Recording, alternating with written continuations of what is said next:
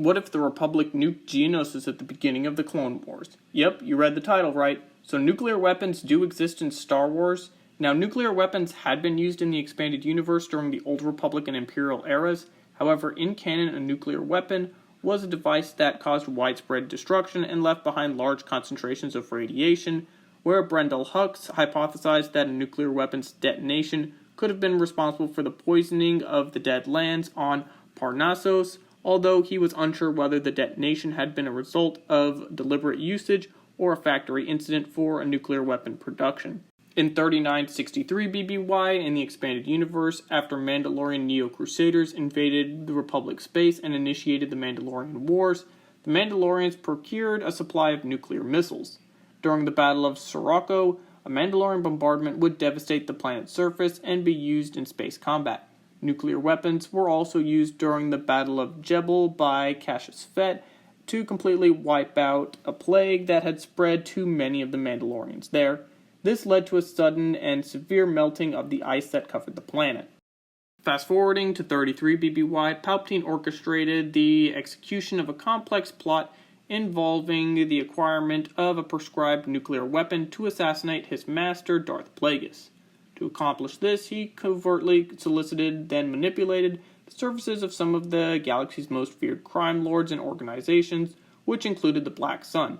In the Imperial era, an Imperial nuclear warhead would be captured by the Rebel Alliance from a freighter during Operation Strike Fear, and the warhead was then smuggled onto the Star Destroyer Invincible, which destroyed the Star Destroyer from inside. Now, during the First Battle of Geonosis, the Grand Army of the Republic arrived to save the Jedi Order with an epic clone army.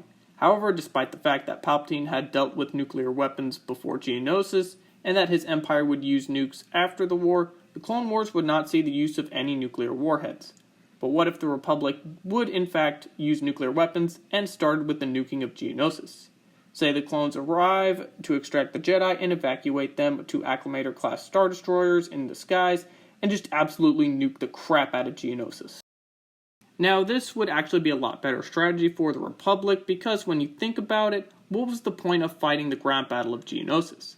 Like, a lot of clones would be killed due to Jedi incompetence as military leaders, one good example being how misused clone commandos were during the battle. Additionally, all the droid and hostile Geonosian population would be destroyed had the Republic nuked the place. Dooku may have also been caught in the blast, as would a lot of the Separatist leadership and their ships on the ground. Of course, the Jedi wouldn't approve of the nuking of Geonosis, but, frankly, who asked them, because the Republic just arrived to save them. Now, one obvious change to the galaxy would be that there's gonna be no second Battle of Geonosis after nuclear warheads wipe out all the Geonosians and level all the droid factories. So that's a major plus, as the second Battle of Geonosis was another massive drain on Republic resources, and Separatist air power was way more prominent in the second Battle of Geonosis, where in the first battle it was relatively minimal, as the Republic had air supremacy, and I can't say it enough, nuking the planet from space is really the strat, as there's really only droids and Geonosians on Geonosis, so there's no point in even keeping the planet around. Anyway, nukes are now going to be in the Republic's arsenal during the duration of the Clone Wars. However, like I said, the Jedi will, of course, not really be overjoyed by the fact that the Republic had turned Geonosis into an irradiated crap hole. But come on, what was Geonosis really before getting nuked, am I right? But the mere fact that the Republic had nuked Geonosis, in my opinion, would cause a lot of planets that were thinking about joining the Separatists to reconsider their positions, because they don't want their planets to become irradiated crap holes like Geonosis.